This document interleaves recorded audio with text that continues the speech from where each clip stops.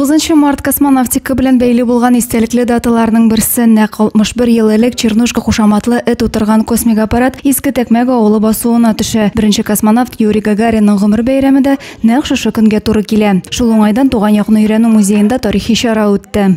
У нас сегодня открытие 2 выставок освоения Вселенной, то есть 30 работ, написанные нашими заинскими ребятами, и еще у нас выставка Дома занимательной науки и техники из Казани. Космос турында яңа мәгълүматлар алу һәм якыннан танышу өчен музейның икенче катында күчмә планетарий ачылды. Бер юлы 25-30 кешене сыйдырышлы җайланма Зей космоска очыш проекты буенча эшли башлады.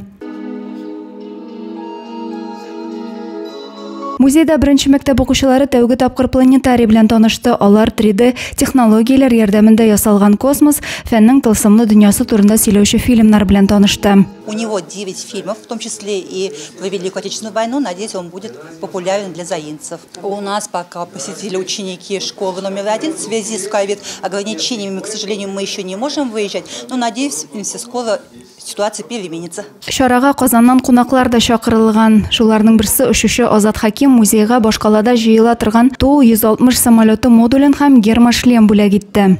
Это позволяет летчику на больших высотах, на больших перегрузках, выдерживать эти перегрузки и чтобы не закипела кровь.